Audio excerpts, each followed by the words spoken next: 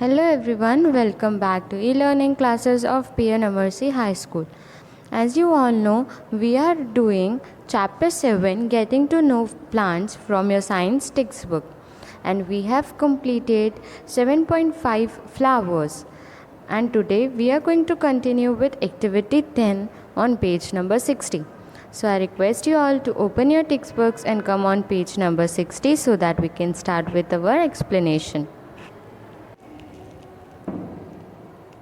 On page number 60, I told you to try to find out answers of question asked to you on your right hand side.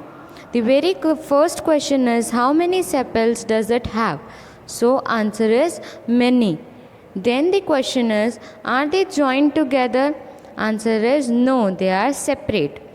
Third question was, what are the colors of the petals and the sepals? So petals are of red color and sepals are of green color.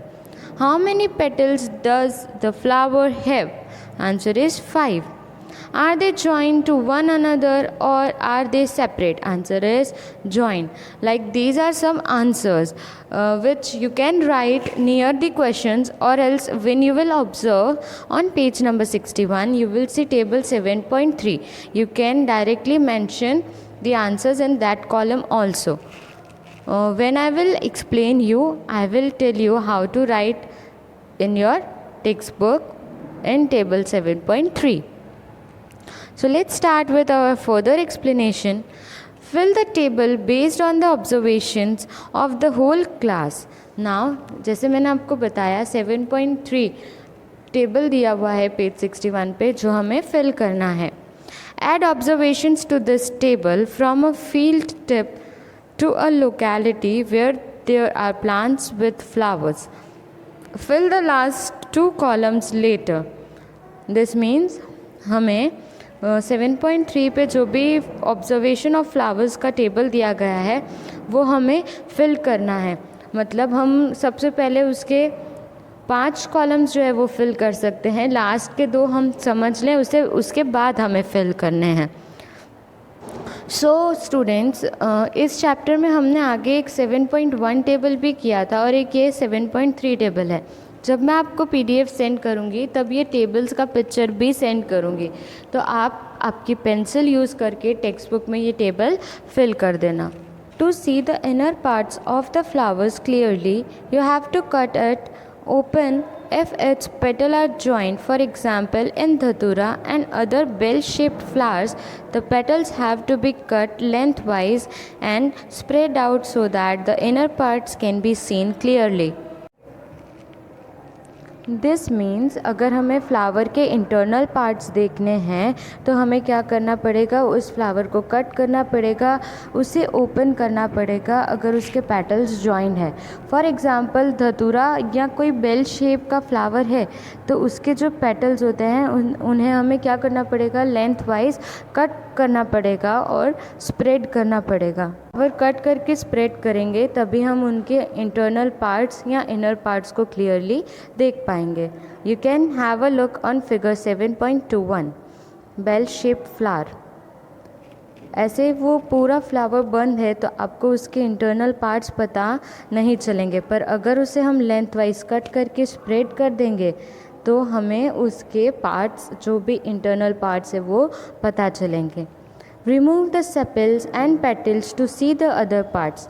अब हमें क्या करना है, flower के sepal और petals वो सबको remove करना है ताकि हम उसके दूसरे पार्ट्स को देख सकें. Study the figure 7.22 carefully. Compare your flower with the illustration and identify the stamens and pastel in your flower.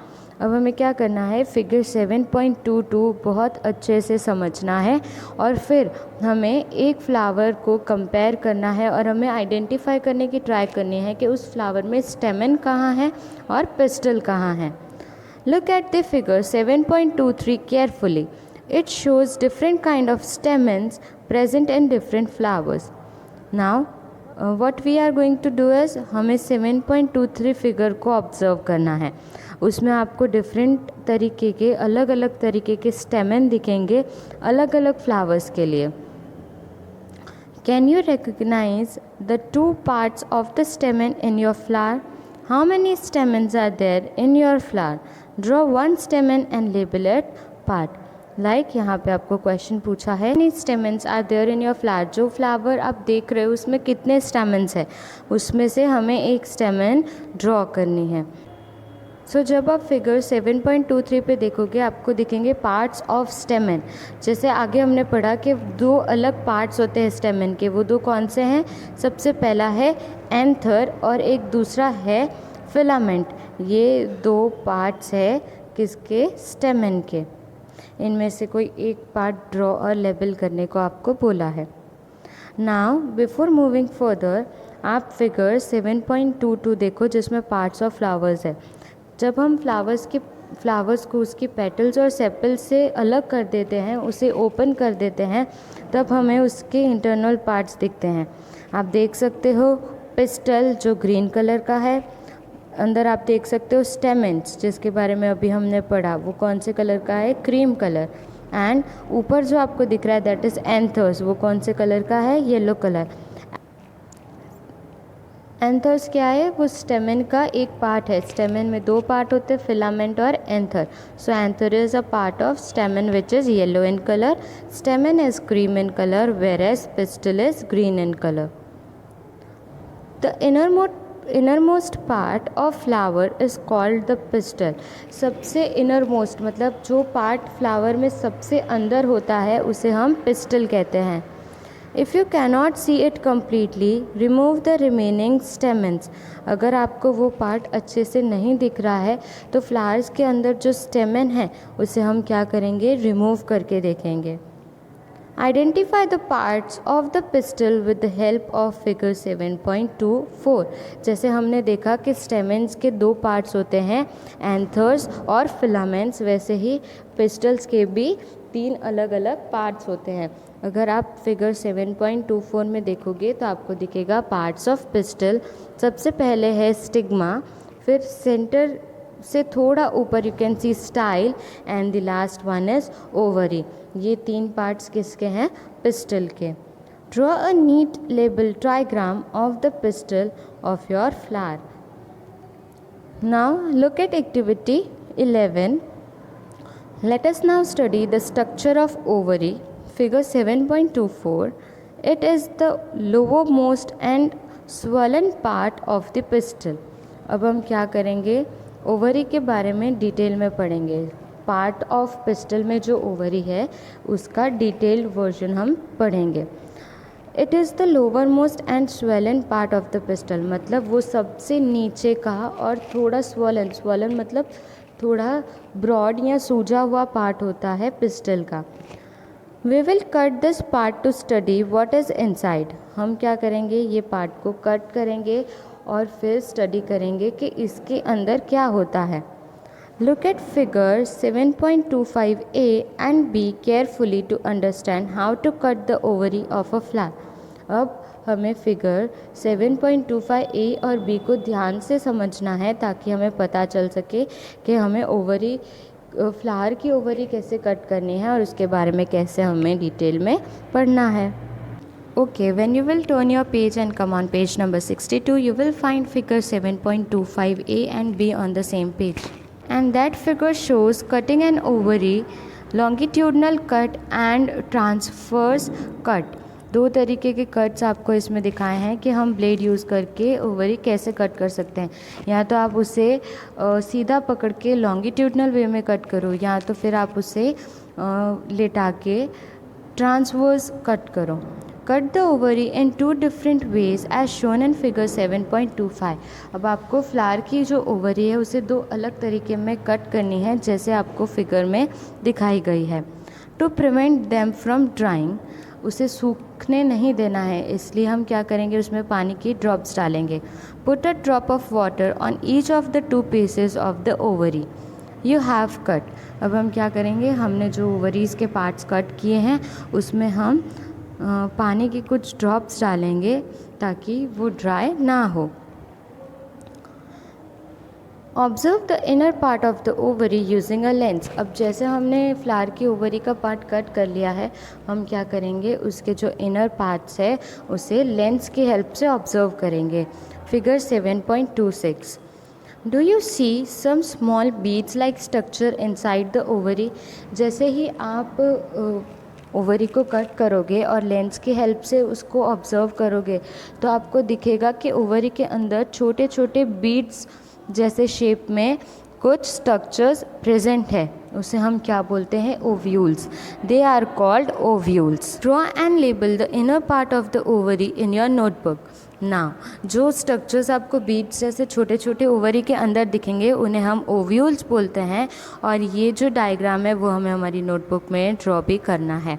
अगर आप 7.26 देखोगे तो उसमें आपको दिखेगा जैसे वो ओवरी कट कर दी है तो आप देख सकते हो वो ओव्यूल्स मेंशन किया है वहाँ पे। अगर आपने उसे लॉन्गिट्यूडनल वे में कट किया है तो आपको ओवरी सीधे शेप में दिखेगी, और अगर आपने उसे ट्रांसवर्स में कट किया है तो आपको बीच में वो जो डॉट्स दिख रहे हैं that is ovules. Try to find out the names of as many flowers as you can by asking the gardener or any other person। अब हमें क्या करना है, जितने हो सके उतने फ्लावर्स के नाम इकट्ठे करने हैं। आप आपके पेरेंट्स की हेल्प लो या फिर आप आपके गार्डनर्स की हेल्प लो, just for information. Remember, do not pluck more flowers than you need. We are not going to pluck flowers, we just need the information of the name. Based on what you have filled in table 7.3, answer the following question. Do all flowers have sepals, petals, stamen and pistils? क्या हर एक flowers में sepals, petals, stamens और pistols होते हैं? Are there any flowers that do not have one or more of these? क्या कोई ऐसा flower है जिसके अंदर इनमें से कोई एक या ये सब कुछ ना हो? Are there flowers which have parts other than these? क्या ऐसे भी कोई फ्लावर्स है जिनमें और भी ज़्यादा पार्ट्स होते हो इन सब को छोड़ के?